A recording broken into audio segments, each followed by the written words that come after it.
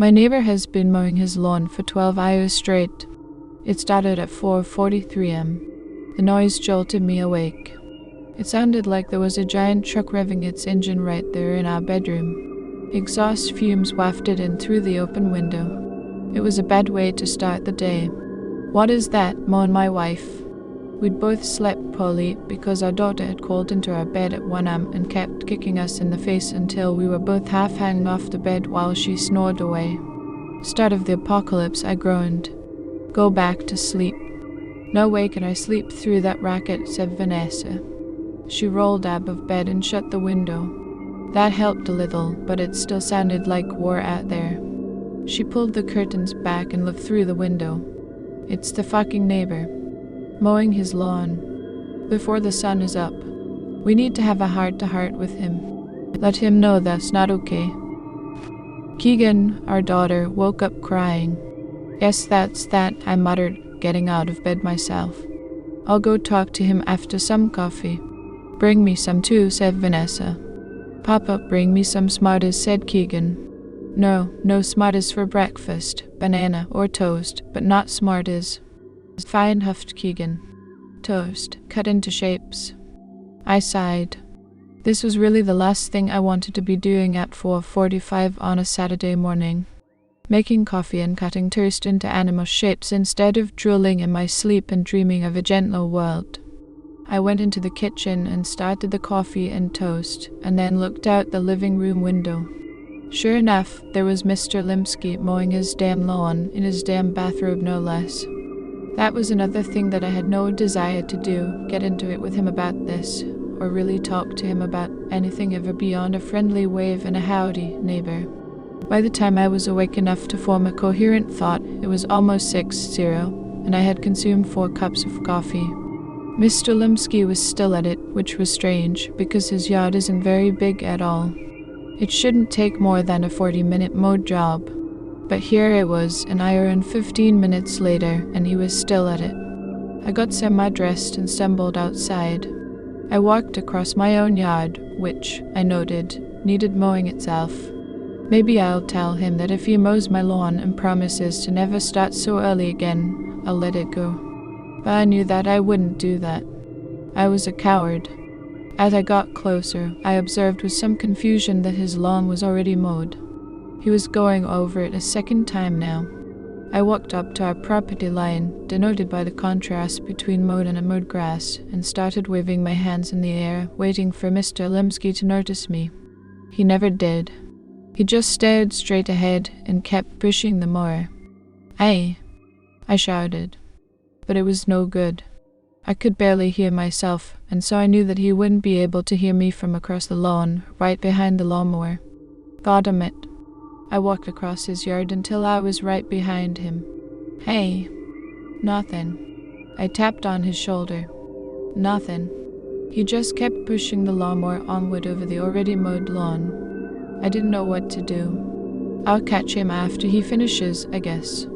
He's in the zone. I shrugged and was getting ready to turn back to my house when I saw a trickle of what was presumably urine run down his bare leg. Jesus. I went back to my house and opened the door. Vanessa was reading a book to Keegan. She stopped when I came in and looked up. "Well?"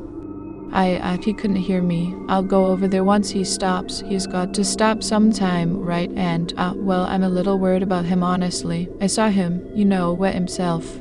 Mr. Limsky peed his pants.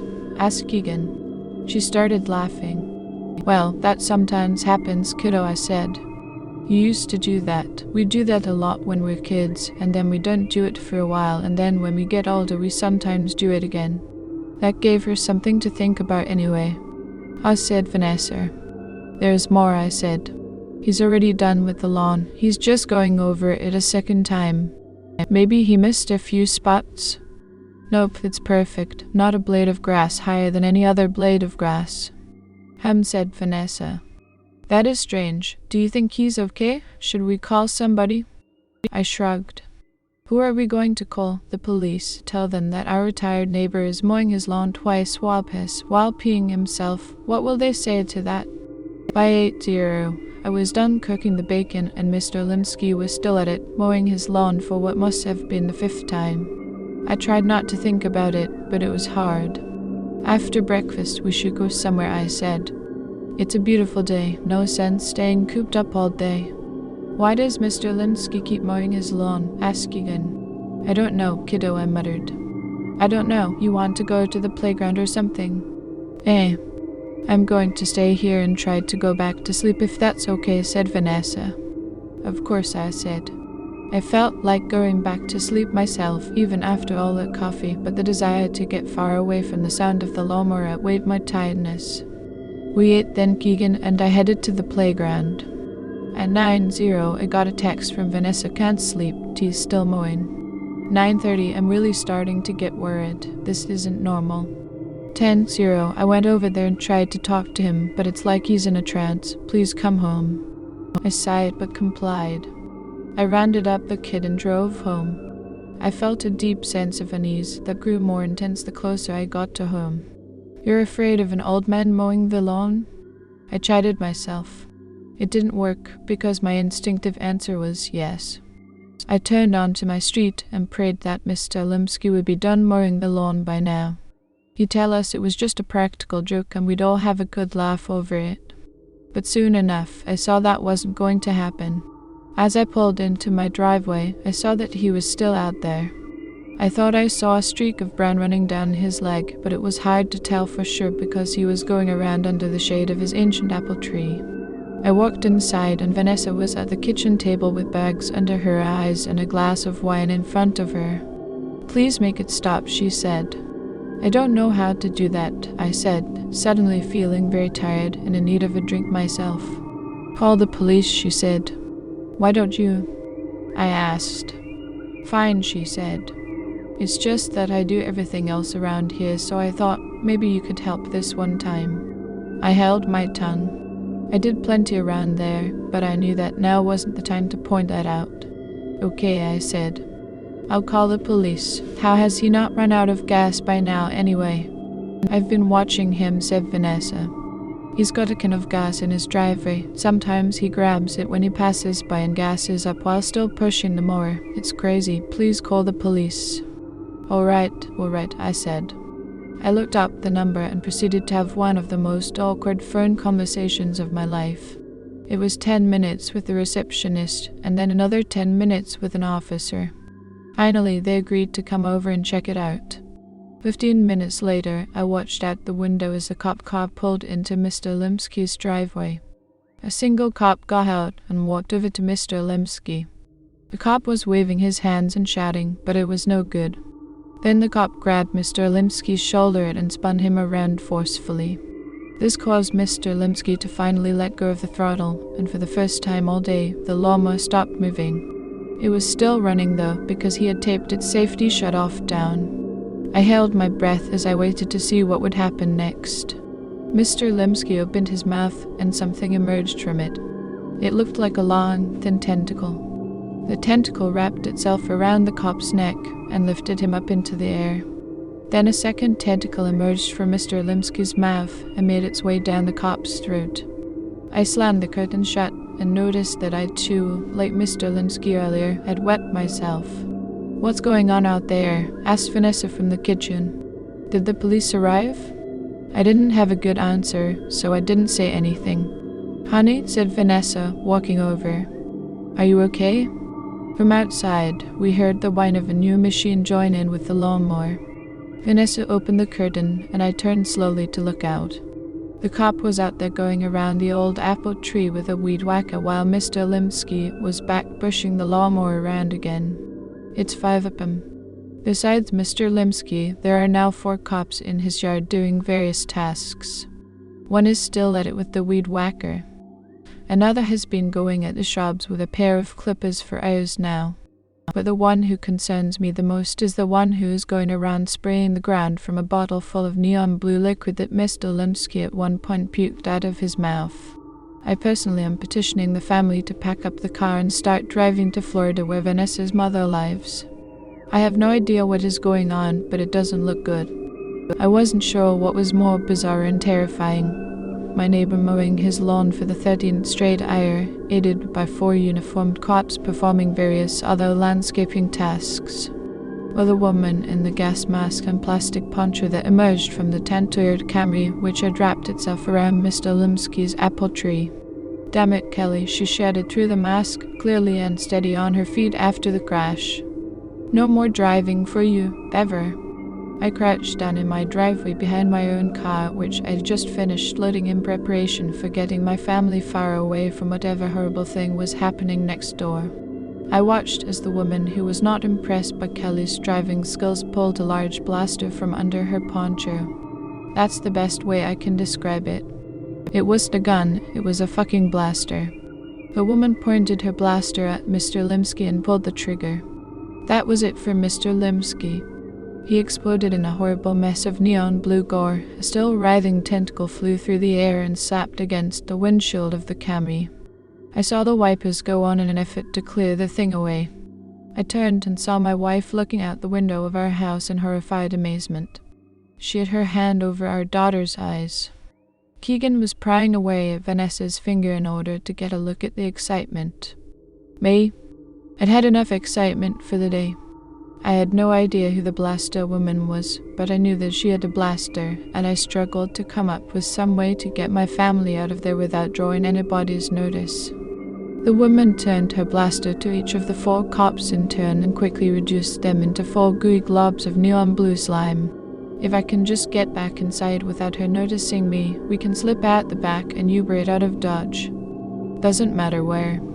Just somewhere far away. "You," shouted the woman. Her poncho was absolutely drenched with the insides of the thing she'd just blown apart. "Hiding behind your car, stand up slowly." "Shit." I stood up with my hands in the air. "Please don't blast me," I said. "I'm not one of them, I swear." "We'll see about that," she said. "Meanwhile, your neighbor, Mr. Limsky, he lived alone, yes?" "That's right," I said. "His wife died last year, poor guy." I looked over at the puddle of strange gold that used to be Mr. Limsky. Poor guy indeed. "Here's what's going to happen. I'm going to go inside Mr. Limsky's house and get cleaned up. You're going to go inside your house and wait there for us. If you try anything smart, I promise you that you'll end up like your neighbor here. Not a pretty sight, you agree?" I took one more look, fought back the urge to puke, and nodded my head in earnest agreement. "Same goes for your family. I see them through the window. Got it, inside, now." I didn't need any more encouragement. I ran back inside my house, back to Vanessa and Keegan. "Who is that?" asked Vanessa. "What's going on?" "You think I know?" I snapped. Then I sighed. "I don't, but I think maybe she's a good guy. I mean, she blasted those things out there." "What if Mr. Limsky was the good guy?" asked Keegan. "What if there are no good guys?" asked Vanessa. "I don't know," I said. "I don't know, but I think we have to take that chance. If she's a bad guy, then we're through. Then it's bad no matter what we do, I think. So I think we just have to think positively about this and hope that she's a good guy." "Think positively," said Vanessa. "Think positively? How about we think about survival?" I gritted my teeth. "That's what I'm saying, dear. I think that our best chance at survival is to stay put and talk things over nicely with the lady in the gas mask." "What's survival?" asked Keegan. "It's what we're all trying to do, kiddo," I explained, "on a day-to-day basis, and none of us will finally pull it off." "What?" "It means trying not to die," I said. "Are we going to die?" "Someday, kiddo. Someday a long, long time from now." I wasn't sure about that, of course, but what else could I say? "Hey, you want to watch Tumbleleaf Fig the Fox?" "Okay," said Keegan. I got an episode going and then went into the kitchen where Vanessa was pacing around in a circle. "Are you sure about this?" she asked. "Waiting here for them to come to us?" "No," I said. "Okay," she said. "I trust you and I love you." "I love you too," I said. We waited. 20 minutes later, I saw them approaching my house. There were 2 women and 1 man, each wearing a gas mask. The woman in front was still carrying her blaster, but she had cleaned all of the blue substance off of her and was wearing some of Mr. Limsky's clothes. I met them at the door. Did any of you come into contact with any of them? Asked the woman in front. No, I said. It was a lie. I had come up behind Mr. Limsky and tapped him on the shoulder. Vanessa had also approached him. What is this about? Telly, said the blaster lady to the woman behind her. Asked him. This Kelly pulled a large syringe out of her backpack and took a step toward me. Now wait a fucking minute here, I said. You're not going to stick me with that needle until you tell me why I should let you. What is going on? You can submit to the test, said Blaster Lady, where we can presume that you have the virus and terminate you. Well then I'll submit to the damn test, I said, rolling up my sleeve and offering out my arm. Not there, said Kelly, a second before she jammed the syringe into the side of my head. Fuck, that hurts. Kelly pulled the needle out. Then she went into her backpack again and brought out a test tube filled with a green fluid. She unscrewed the tube and shot some of my brain juice into it. Then she put the lid back on, shook it, and held it up to the light. He's clear, said Kelly. Now for his family, said Blaster Lady. I watched in helpless horror as Kelly jammed a giant needle into first my wife's head and then my daughter's head. Keegan couldn't stop crying, and it made me sick to my stomach. They're all clear, said Kelly. We're clear, I said. Now do you want to tell us just what the fuck is going on? Let's start with who the hell you all are. I'm Kelly Raymond, said the one with the needle. My boyfriend got turned into a zombie like Mr. Limsky, but a little different. I had to keep cutting off his fingers. A zombie, I said. You had to keep cutting off his fingers, of course.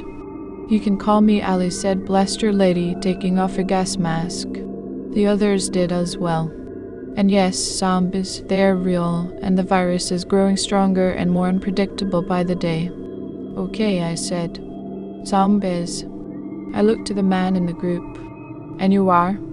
Martin Henwood, said the man. I was a former colleague of your neighbor before he retired.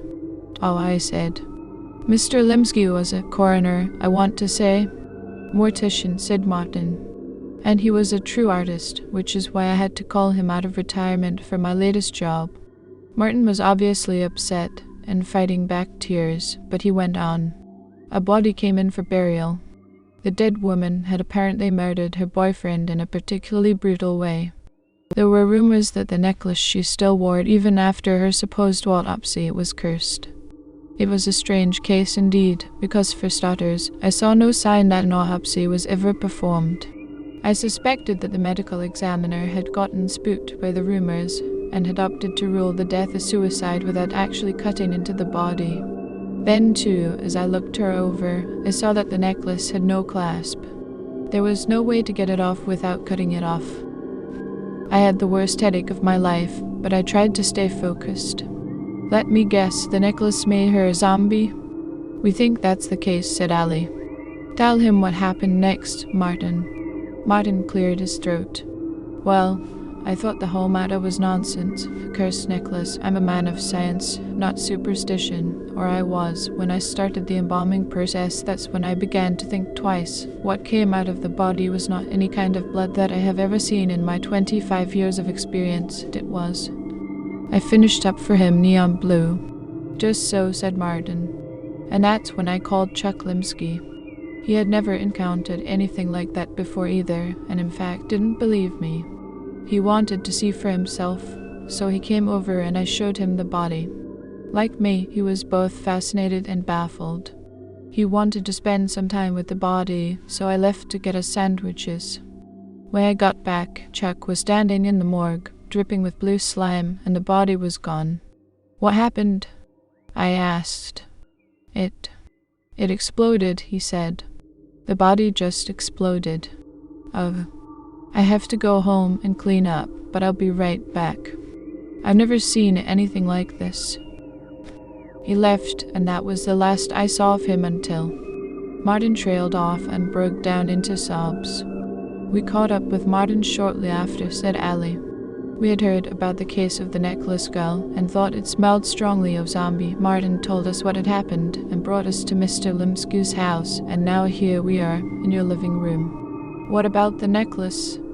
I asked, fighting back the thousands of thoughts fighting for control of my mind. Where did it come from? How does it turn you into a zombie? That's one of the things we're going to find out, said Allie. We have it with us, and are going to run it through a variety of tests. Typically, the virus is spread in the usual ways, like somebody coughing on you, or exploding on you. The necklace is a new development. We are seeing a lot of new developments. We have been dealing with the basic zombie virus for some time now and containing it well, but now things have changed. Our ultimate goal is to find a vaccine for the new super strains, but first we need to fully understand what we're up against. I looked over to the couch across the room, where Keegan was sitting on Vanessa's lap, still watching Fig the Fox. Vanessa was listening intently to our hushed talk, and I could see the terror etched into her face. I'm sure it was etched into mine as well. It's not safe for you here anymore, said Ellie. The people I used to work with. Yes, they are concerned about the zombies, but they are just as concerned with people finding out about the zombies. They are ruthless, and will be here within a day or so. Besides, we need a new ride, since Kelly wrecked our car. She is never allowed to drive again. I happened to notice that you have a nice, roomy SUV out there. That could fit us all. And it will. We'll rest up for a few hours. Then we'll torch Mr. Limsky's property. Then we hit the road. It's up to you. Come with us, or stay behind for them to find you. All right, I said. Let me talk it over with my wife. We're on the road now. Allie's driving. I'm obviously not going to say where we're going. I just wanted to let everyone know that the zombie apocalypse is coming if we don't get there in time.